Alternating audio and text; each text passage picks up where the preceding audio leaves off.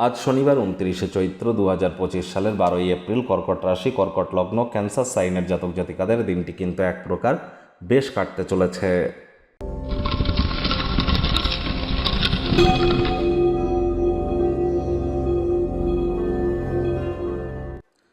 ভিডিওটির শুরুতেই আপনাদের সকলকে রাজযোগ চ্যানেলের তরফ থেকে হনুমান জয়ন্তীর হার্দিক শুভেচ্ছা ও অভিনন্দন রইল।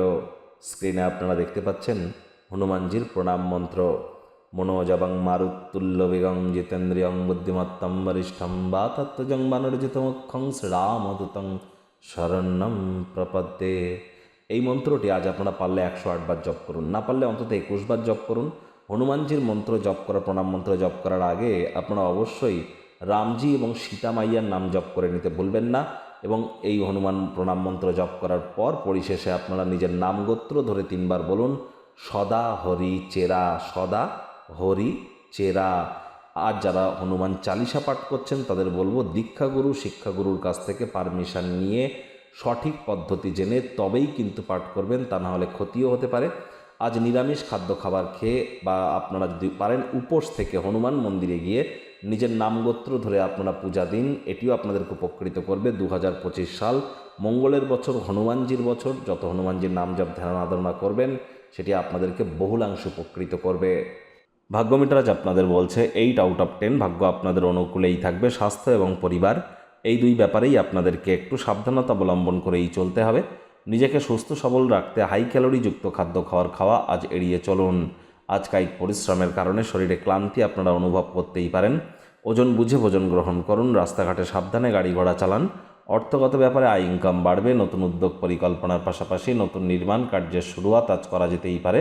আজ ভবিষ্যতের জন্য সম্পদ সঞ্চয়ের পরিকল্পনা আপনারা কিন্তু করতেই পারেন।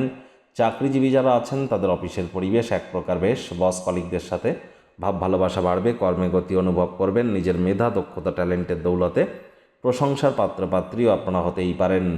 রাজনীতিবিদ যারা আছেন জনসংযোগ বৃদ্ধি করুন। সমাজে পপুলারিটিও আপনাদের ইনক্রিজ করতে চলেছে। শিক্ষার্থী বিদ্যার্থীরা যে কোনো প্রকার পরীক্ষা প্রতিযোগিতায় সফলতা পাবেন। উচ্চশিক্ষার জন্য যারা বিদেশ যাত্রার কথা ভাবছিলেন ভাগ্যদেবীও আপনাদের পক্ষেই আছেন। সন্তান সন্ততি থেকে থাকলে তারাও তাদের কৃতিত্বের দ্বারা আপনাদেরকে গর্বিত অনুভব করাবে। হাউস ওয়াইফদের জন্য দিনটি এক প্রকার বেশ। প্রেমিক প্রেমিকা স্বামী স্ত্রী উভয়ের ক্ষেত্রেই বলবো ফুল ফুটুক আর না ফুটুক, আজ আপনাদের প্রেমের বাগানে বসন্ত। দিনটিকে যতটা সম্ভব রোম্যান্টিক করে তোলা যায় সেই প্রচেষ্টাই তো আপনাদের জারি রাখা উচিত। অবিবাহিতদের বিবাহের যোগ পরিলক্ষিত হচ্ছে। যারা প্রেমে পড়েননি তাদের জীবনে স্বপ্নের নারী বা পুরুষের আগমন আজ কিন্তু হতেই পারে। একটু প্রচেষ্টা আপনাদেরকেও করতে হবে। শত্রুপক্ষ বিরোধী পক্ষ একটু হলেও শক্তিশালী কিন্তু থাকছে।